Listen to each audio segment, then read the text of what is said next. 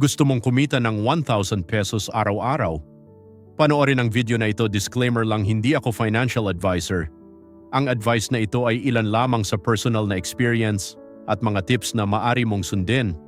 Pwede kang kumita ng 1,000 pesos araw-araw kahit hindi ka umaalis ng bahay. Walang mabilisan pero may tamang paraan para kitain mo ito.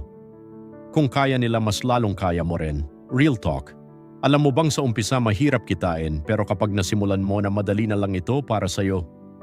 Sa loob ng isang buwan, kung gusto mong kumita ng 30,000 pesos, dapat meron kang 1,000 kada araw na income. Pero kailangan mo itong pagtuunan ng effort at tiyaga. At sa totoo lang, walang instant na pera agad. Isa ito sa mga pwede mong pagkunan ng income para mabuo ang 1,000 pesos a day. Buy at sell, freelancing at affiliate, ilan lamang ito na pwede mong pagkakitaan. Kung kumikita ka ng 500 sa buy at sell, 300 sa freelancing at 200 sa affiliate, meron ka na 1,000 kada isang araw. Sa loob ng isang buwan, meron kang 30,000 pesos. Number 1, sa buy at sell. Maaari kang bumili ng mga products na mura at ibenta sa mataas na presyo. At may mga paraan din naman kung paano mo ito ibenta na hindi mo na kailangan pa ng pwesto o magbayad ka pa ng upa para itinda ang mga product mo. Sa panahon ngayon, napakarami ng paraan, kagaya ng social media, kagaya ng Facebook at marami pang iba.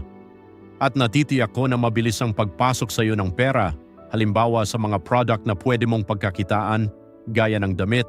Halimbawa, ang damit ay nabili mo sa online ng 100 piso, or kung bibili ka ng products, mas maigi kung ito at promo upang makamura ka. At pwede mong ibenta ito ng 150 piso, o depende sa quality ng product, edi kumita ka na ng 50 piso. At kung nakabenta ka sa loob ng isang araw ng 10 piraso, meron ka ng 500 piso sa buy at sell lamang o masigit pa. Number 2, freelancing. Ang freelancing, ito ang trabaho na kailangan mo ng computer at malakas na internet. Ganon din sa number 1, need din natin ng computer pero pwede ring wala, mari cellphone lang ang gamit, pwede na ito kung buy at sell. Pero ang freelancing, yan ang importante, ang pagkakaroon ng computer at malakas na internet connection para mabilis tayong makikipag-communicate sa ating mga client. Dahil karamihan sa ating mga client ay mga nasa ibang bansa. Sa freelancing, meron tayong iba't ibang paraan na maari nating pagkakitaan, kagaya ng graphic designer, virtual assistant, video editor at data entry.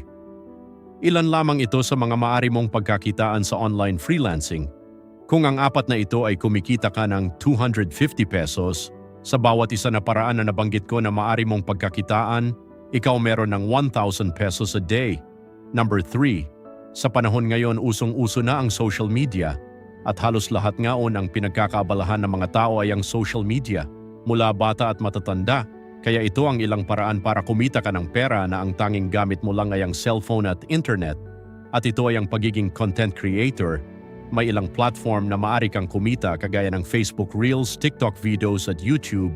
At kikita ka sa pamamagitan ng ads, affiliate links o sponsorships at marami pang iba.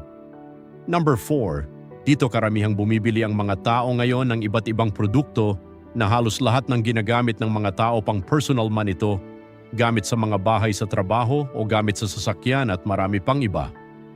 At ang tawag sa pinagkakakitaan na ito ay ang affiliate marketing. Sa affiliate marketing, may ilang platform na maaari mong gamitin upang pagkakitaan ng pera at maaari ka ring mag-promote ng mga ibang mga products dito. At sa pamamagitan ng pagpopromote mo ng kanilang mga products ay maaari kang magka-commission. Isa na dito ay ang Shopee, Lazada.